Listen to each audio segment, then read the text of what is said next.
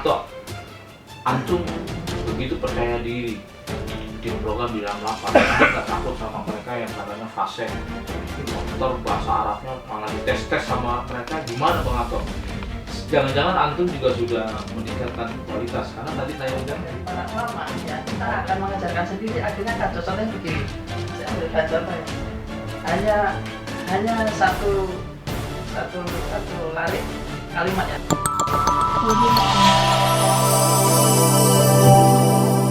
Audio Jungle. Bang Ato, antum begitu percaya diri bikin program di dalam lapas, anda nggak takut sama mereka yang kelihatannya fasih, ntar bahasa Arabnya malah dites-tes sama mereka, gimana Bang Ato? Jangan-jangan antum juga sudah meningkatkan kualitas, karena tadi saya bilang kalau dari luar program-program tuh garing gitu, atau juga kurang pede mereka. Nah antum sejauh mana persiapan tersebut dalam segi keilmuan, sebagai juga ruhiyah dan sebagainya, gimana Bang Ato? Kan antum ketua dakwah. Nah itu lah. Jadi Pede banget. Jadi kita maju itu berdasarkan apa yang kita pahami dan apa yang berada pada diri kita apa adanya. Iya. Jadi berdasarkan pengalaman kita ya, sekian belas tahun, 11 tahun ya, itu di penjara bersinggungan dengan kawan-kawan ya, kita kan tahu bagaimana sepak terjangnya, bagaimana pemahamannya, bagaimana juga pokoknya hitam putihnya kita tahu ya kan, dan sama-sama tahu. Dan di situ blundernya dimanapun kita juga tahu ya kan. Cuma blunder dan pemahaman-pemahaman kayak gini akan menjadi mentah ketika tidak mau didengar. Makanya dengan wadah depintal itu kan bisa menjadikan mereka mau mendengar kan. Didatangin kan kayak tadi 9 orang mau mendengar. Kemarin contoh kita waktu saya masih di dalam di besi, itu juga banyak yang mendengar ya gitu. Jadi kita datang itu bukan untuk menggurui saya. Ya karena kita tahu ya seperti apa kondisi kawan-kawan. Rata-rata sumbu pendek banyak seperti itu, dan rata-rata angkuh itu banyak. Apalagi kalau mendengar depintal, ini sudah ante itu dan lain-lain kan gitu kan.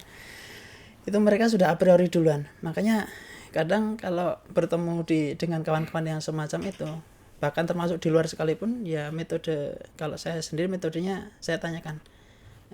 Saya bertanya, sharing. Saya tuh punya pemahaman begini. Itu bagaimana gitu. Silakan ditanggapin kan. Nah, di situ untuk memahami karakter seseorang, apalagi kalau yang di penjara, untuk karakter mereka rata-rata seperti itu kita udah paham lah. Dan itu kadang memang susah dijelaskan kecuali kita pernah mengalami hidup bersama mereka kan, dengan karakter mereka, pendekatan terhadap mereka. Dan mereka itu rata-rata ya, kalau saya lihat dan saya rasakan, antara didatangi dengan hiasan-hiasan lain yang belum pernah jadi teroris, belum pernah masuk penjara, itu kayaknya penyambutannya, bawaannya itu beda. Kan kalau bertemu dengan kita udah sama-sama senasib, cair. Karena nih in group, kalau out group itu memang mereka cenderung nolak, karena dalam pepatah itu orang tuh cenderung memusuhi sesuatu yang nggak dikenal. Iya. Adapun kalau dari sisi peningkatan keilmuan ya sebagaimana kita dulu, kalau kita mungkin waktu di Cipinang kan kita pernah sedikit crash, cuma kita pernah seperguruan dan kita satu likok dengan Abu Dujana ya sebagai guru kita. Kemudian ketika saya di Pasir Putih ini setiap hari kan taklim gitu. Di situ waktu itu saya masih merah itu.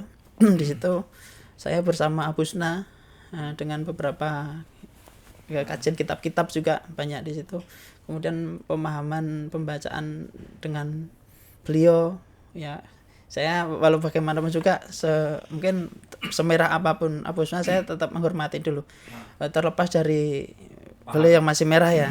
Tapi kalau pemahaman ya kita berusaha berusaha melunakkan. Dan setiap malam itu saya berdoa untuk hidayah bagi mereka termasuk Abu Yusuf juga.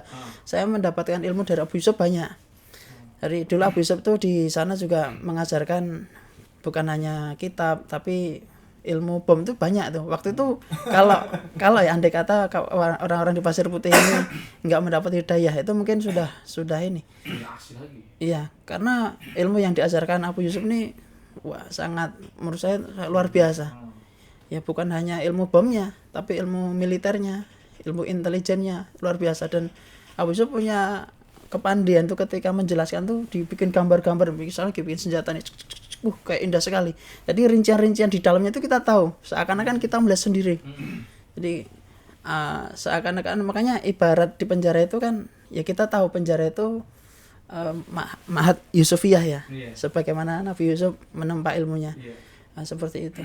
Makanya ya kita untuk ketemu dengan kawan-kawan, kita penguatan yang penting penguatan literasi.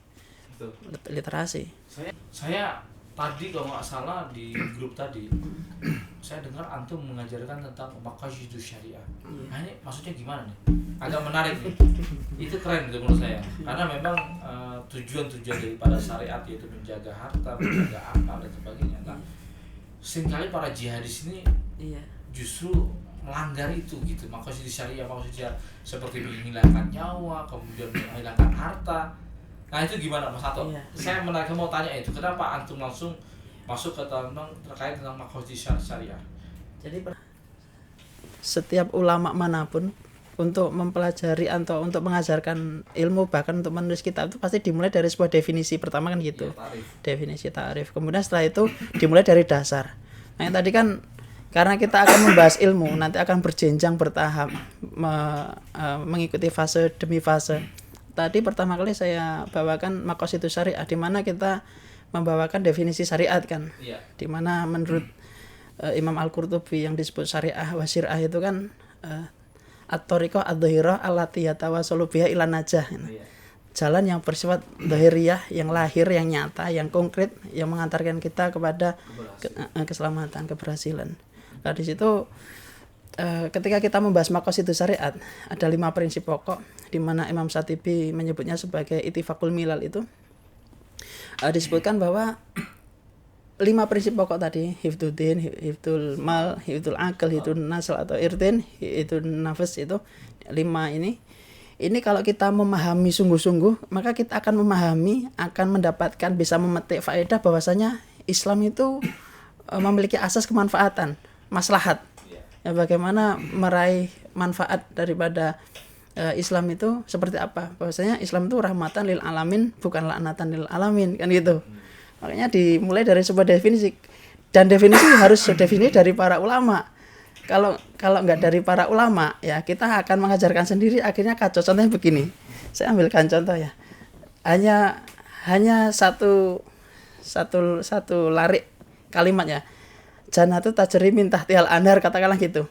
Itu kan kita tahu ya, kita tahu bahwa itu artinya surga yang mengalir di bawahnya itu sungai-sungai. Itu sudah umum. Tapi kalau pemahaman nyeleneh, ketika dipahami sendiri akan bermakna lain. Contohnya begini, jannatu akan dipahami dengan taman. Tajri yang berlari kecil-kecil, min tahtihal di bawahnya anhar pada siang hari. Ya kan gitu.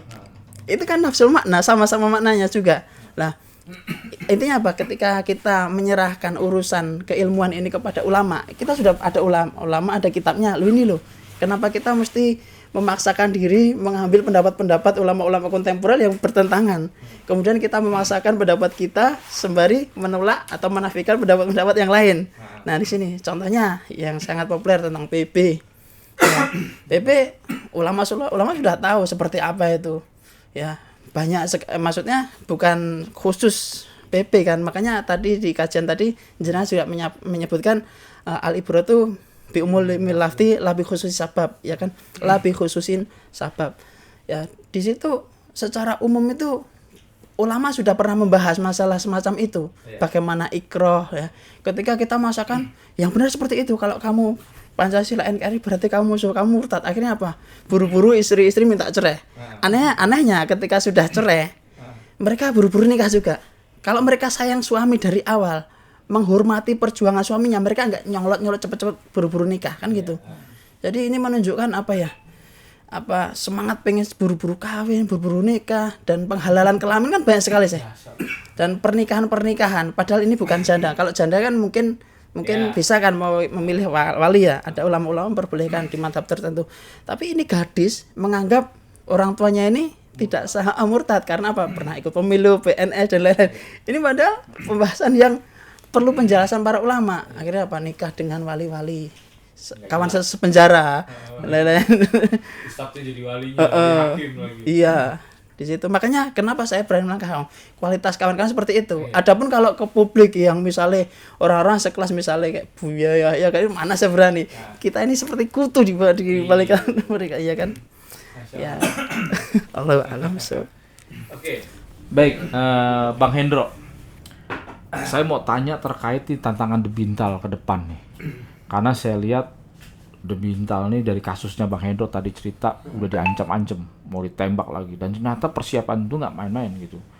Di beberapa grup ya itu juga dibilang The Bintal munafik lah, The Bintal penjilat lah sebagainya, kafir, murtad, Hendro Murtadin, Sofyan Murtadin tuh udah biasa tuh gitu, udah berapa kali lapor. Saya nggak tahu juga apakah diteruskan oleh Pak Kaden terkait masalah itu. Tetapi yang jelas tantangan kita nggak main-main, Bro.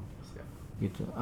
Gimana nih tantangan ke depan nih Mas Hendro terkait The Bintal, karena ini urusan nyawa nih. Tapi Rasulullah sih sudah kasih kabar buat kita, tubali man qatalahu wa qatalahu, beruntunglah orang yang memerangi mereka dan terbunuh oleh mereka, insyaallah jadi sayyidu syuhada. Tapi bagaimana nih Mas Hendro mengantisipasi hal-hal seperti itu? Ya memang banyak juga ya yang menyerang The Bintal secara media sosial dan lain sebagainya ya. Ya kembali lagi dengan kasus yang pertama tadi saya ceritakan, juga ada beberapa juga ex napiter yang sama persis seperti itu ya, dan juga sudah tertangkap juga waktu di Poso, dan juga memang mungkin dia terbawa ya, yang kalau yang saya lihat ya, terbawa suasana media sosial. Oh gitu. Ya, jadi terbawa karena beberapa teman-teman yang saya perhatikan memang sudah ada yang NKRI ini.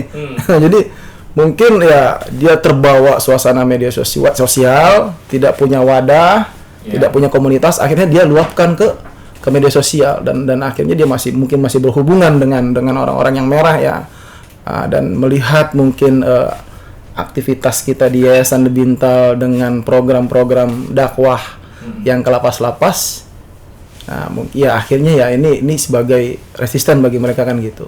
Nah, ini resiko juga, artinya tantangan kedepannya kalau memang ini tidak diselesaikan, ya artinya juga pembinaan setelah pasca NKRI ketika dia lepas dari lapas dan di luar, tentu ini tugas BNPT dan Densus ya yang terus tetap memonitor, karena bagaimanapun narasi literasi di luar itu kan kita tidak bisa tidak bisa memantau secara penuh kan. Nah, jadi memang tugas kita juga, tapi pada intinya kita tetap jalan dengan program-program yang selama ini telah kita lakukan ya, baik maupun ke dalam lapas maupun di luar. Adapun tentang masalah risiko tadi, itu masalah kita resiko lah, itu resiko dakwah perjuangan lah insyaallah. Dan kita juga seperti itu dulu kan, bahkan kita mengorbankan nyawa, harta itu sudah kita azamkan waktu itu kan. Kenapa ketika saat ini kita berubah, kenapa tidak kan seperti itu. Nah, makanya ya mudah-mudahan teman-teman yang memang yang sering menyerang The Bintal baik secara media sosial ya kita membuka komunikasi. Ya, kita membuka komunikasi apa sih? Ya di mana sih letak kesalahannya dan sebagainya gitu. Baik maupun yang merah ataupun yang masih abu-abu, silakan. Kita buka, kita ada kontaknya jelas di situ, kita terbuka. Kita jelas berdiri di mana gitu. Kita tidak abu-abu ya. Nah, silahkan. Kalau memang dia tidak suka, jelas ada kontak personnya di situ dihubungi gitu. Mas Hendro nggak takut diancam sama mereka, Bang? Kalau ancaman mungkin sering ya, jadi udah biasa akhirnya. Ya, mungkin awal-awal. CR masih di rumah. Oh, ada masih. Aman itu. Antum itu. Aman, kita juga pasang CCTV semuanya kan. Aman. Jadi ya kalau masalah takut pasti ada lah kayak gitu. Ada manusiawi ya. Jadi emang awal-awal seperti itu kan. Tapi sekarang akhirnya terbiasa akhirnya. Terbiasa gitu. Ya seperti itu, Sat. Oke. Mudah-mudahan Insya Allah nggak ada yang kita takutkan juga ya. Artinya memang resiko dalam perjuangan. Artinya dulu kita berani mati kok untuk sesuatu yang nggak jelas. Berani mati untuk ke neraka. Kenapa hari ini kita nggak berani untuk membela NKRI, berani mati untuk membela masyarakat kita, kaum muslimin secara umum. Itu yang harus ditanamkan, Dok. Sehingga ketika terjadi apa-apa, insya Allah ya tentu ini syahadah juga, ya kan, kita membela bangsa negara kita dan sebagainya. Dan kita jangan pernah mundur, Dok. Resiko perjuangan ada di mana-mana. Berjuang sakit, nggak berjuang juga sakit. Berjuang mati, nggak berjuang juga mati gitu. Mau mati sekarang, mati besok, itu tinggal nunggu waktu aja gitu. Nah, saya mau tanya nih Bang Ato nih, terkait lagi Bang Ato. Saya dengar antum abis ini nih nggak lama mau balik ke Solo lagi nih, setelah antum tinggal di daerah Bekasi. Nah, tantangan di Solo. Nah, di Solo ini kan basis nih, Bang Ato. Saya kalau udah ke Pasar Kliwon itu ketemu sama ikhwan-ikhwan tuh, laskar-laskar tuh sering ketemu gitu. Wah, serem-serem juga gitu. Nah, ini gimana Bang Ato? Kenapa antum mau balik ke Solo? Ternyata ada program juga di Lapas Klaten, di Lapas Keresidenan Surakarta lah. Apakah di Solo, apakah di Sragen, sebagainya. Kenapa antum konsentrasi ke sana? Saya dengar napi-napi umum udah mulai banyak simpati kepada mereka. Karena jalan untuk tobat nggak ada kecuali ikut gabung dengan kelompok mereka. Ini Bang Ato lihat kenapa kok Solo ini jadi perhatian betul buat Bang Ato, Ustadz Ato.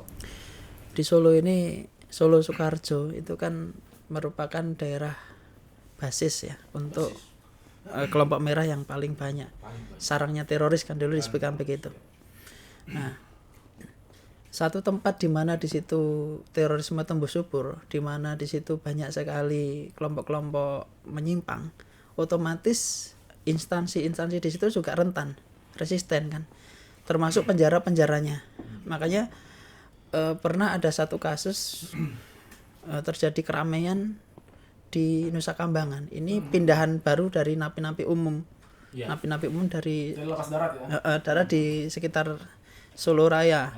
Itu ketika ramai dengan petugas langsung sudah bilang togut, kafir, ya musuh, napi-napi umum. Nah, ternyata mereka itu mendapatkan pelajaran itu dari kelompok-kelompok sweeping nahi mungkar itu yang ditangkap karena kasus nahi mungkar kan, ditangkap paling 2 bulan, paling lama 4 bulan. Nah, di situ mendoktrin ternyata di situ.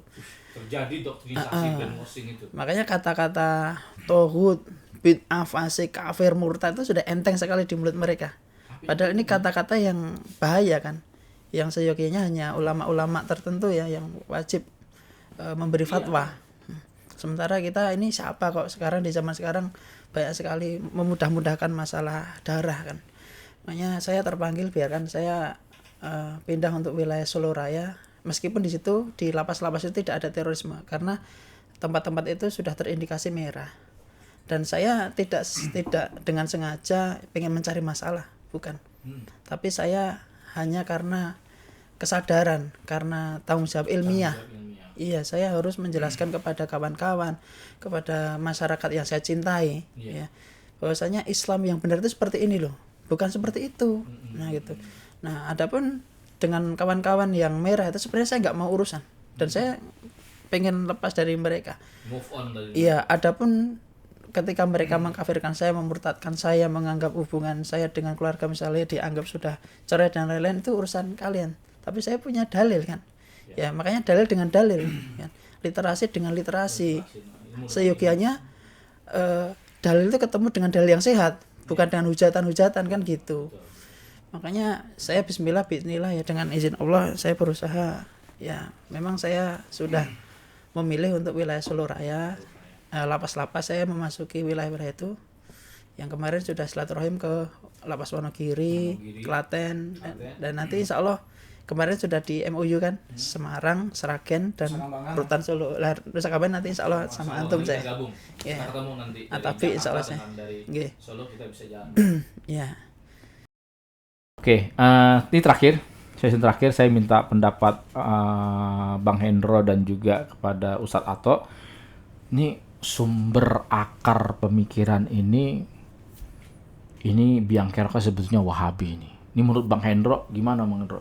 Banyak menuduh kita cuma fitnah doang kepada Muhammad bin Abdul Wahab. Nah selama Hendro jadi teroris sebetulnya referensinya apa sih?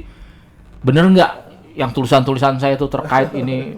Karena selalu rujukannya Ad-Durar Asaniyah. Ini biar pemirsa tahu nih.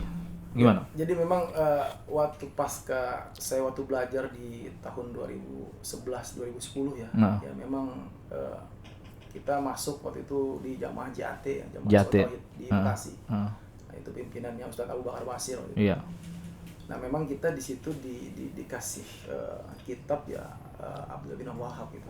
Muhammad bin Abdul Wahab kan. Jadi ya kitab-kitab itulah yang selama ini memang kita pelajari. Iya.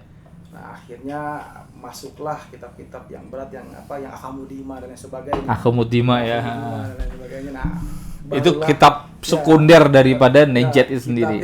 Kitab wajib itu satu. Akamudima. Wajib. Karena tanpa itu kita nggak bergerak juga tuh. Gitu. Betul, ya. Jadi memang kitab-kitab itulah yang selama pertama saya masuk di jaringan, nah itulah yang Akamudima. Akamudima. Dan itu banyak mengutip Muhammad bin Abdul Wahab ya. Abdul Hasaniyah dan lain sebagainya. Nah itulah yang membuat kami akhirnya menjadi teroris. Dan rata-rata teman-teman yaitu.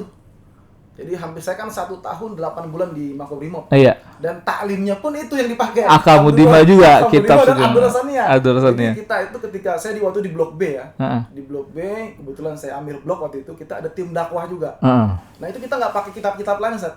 Hmm. Jadi kita seleksi siapa tim dakwahnya, nanti siapa yang ngisi. Nah kita pakai kitab itu 2 itu aja. Abdul Hasaniyah dan Akamudima. Nah itu tuh penguatan lagi supaya tidak futur. Tidak futur ya. Waduh, ngeri banget gitu. Jadi memang pintu masuknya di situ. Gitu. Itu yang selama ini yang kita alami ya. Selama ini kita pelajari, makanya yang mudah-mudahan antum banyak terus yang meng-counter narasi-narasi literasi tentang masalah Wahabi dan sebagainya. Ya mudah-mudahan kan. Jadi artinya supaya teman-teman terbuka lah. Terbuka ya. Terbuka pintu hatinya gitu. Seperti itu. Oke. Bang Ato gimana tuh Bang Ato? Sama pertanyaan saya dengan Bang Hendro. Terkait dengan dakwah Nejat, kitab-kitab Wahabi ini. Kita dibilangnya fitnah aja Wahabi, padahal kita emang ya gimana Bang Ato cerita? Jadi sebenarnya kalau saya terhadap Wahabi yang mereka belum mempraktekkan kitab Wahabi yang asli itu seperti orang Salafi dan lain-lain, itu saya nggak terlalu ambil pusing karena sudah banyak yang mengkanterkan seperti mungkin Gus Jaka, ikan Sani Uye, Ali Al-Manduri, Buya Yahya, Kiai Haji Idrus Ramli sudah mengkanter itu, dan itu kantorannya sudah luar biasa. Nah saya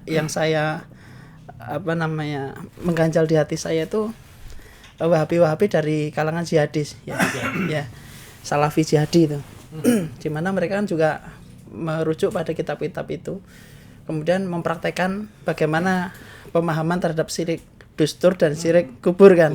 Ya, sementara kalau yang Wahabi, yang Salaf ini baru syirik kubur. Masih kubur, Ya. main di kuburan. Iya, mainnya di kuburan. Dustur ya. Dustur. Nah, di pemerintahan itu. Tapi mereka juga mulai merambah ke wilayah itu. Buktinya upacara udah mulai nggak boleh kan itu kan. Ya, nanti kalau mereka bisa mengkaji kitab itu lebih dalam akan menemukan intisari daripada Wahabi, mereka akan kejam kepada kaum muslimin. Lama-lama nggak mustahil mereka jadi kayak kita juga dulu.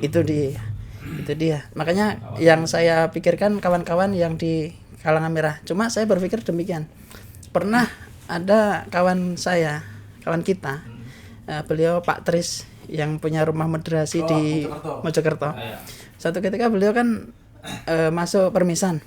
Waktu itu saya kasih buku terjemahan dari kitabnya Syekh Ali Al-Katani tentang dakwah Nejat. Nah, beliau adalah ulama yang di penjara, yang di penjara di Maroko ya. Di situ menerangkan bagaimana tentang Wahabi dari kacamata baik buruknya, tentang hitam putihnya diterangkan secara adil dan jujur. Nah, di situ beliau baru tahu, oh ternyata Wahabi begitu dulu saya sangat memuji kan gitu. Terus saya sangat mengagungkan, ternyata beginilah. Contohnya di kitab-kitab mereka disebutkan bagaimana penentangan terhadap kitab kubur, kemudian bantahannya ulama-ulama ya kan yang bercerita tentang kubur, bagaimana yang bercerita tentang kubur, tentang udzur bil jahli dan lain diterangkan juga kan di situ. Adil di situ. Cuma kelebihan-kelebihannya juga enggak diabaikan, tetap ditulis. Nah, di situ saya menyarankan kepada kaum muslimin membaca kitab itu. Kalau belum pernah menemukan ya tolong saya antum perbanyak. Ya. Saya kemarin Terjemahin. belum lama saya minta yang Arabnya sama Ustadz Ubed sama Ustadz Aslam. Saya minta katanya suruh minta antum coba kasih satu saya. Itu kan ada 3 kitab itu. Ada 3 kitab. kecil. Ada semua saya. Nanti saya kasih Oh, siap, saya kirim. siap. Siap. Nanti saya kirimkan. Termasuk terjemahannya bisa Iya. saya kirim. Masih ada file di email, saya cari oprek-oprek aja. Jadi di situ sangat rentan, dan untuk menjelaskan kepada kalangan jihadis atau ex napiter terutama, ini dengan kitab itu suruh baca dulu. Nah, paling enggak nanti ada efek nanti. Itu terjemahan 3 kitab sih. Pertama Harakatul Jihadiyah dan Harakatul Najat karangan Syekh Al-Qatani, itu tulisan tahun 2015. Lalu yang kedua itu adalah Nadharat fi Da'watin Najadiyah, itu dikarang tahun 2006 sekitar bulan Maret oleh Syarif Atim Al-Qatani juga. Lalu kemudian Azwibatu Zakiyah an Asilatu Zakiyah. Nah itu juga di tahun yang sama 2006. Ternyata masalah uzur jahil takfir muayyan itu udah dibahas sejak tahun 2006 di penjara-penjara di Maroko yang banyak terorisnya juga. Jadi ternyata ini ancaman lintas tempat, nggak cuma di Indonesia tapi juga di Maroko, di Aljazair, di Tunisia, sampai Libya sampai hari ini. Bahkan yang mengerikan hari ini di Aljazair itu dikuasai para gangster.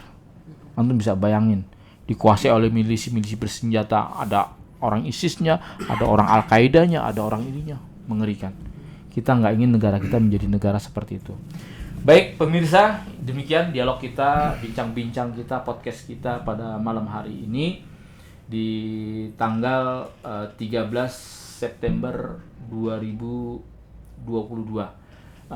Pada malam hari habis Isya, mudah-mudahan Allah Subhanahu wa taala memberikan keberkahan kepada kita semua, dimurahkan rezekinya, dan yang lebih utama adalah kita diberikan petunjuk hidayah, yaitu hidayah taufik, yaitu ketepatan kita, jangan sampai kemudian kita memasuki pada kelompok-kelompok yang Masya Allah ya, yang mudah mengkafirkan, menumpahkan darah.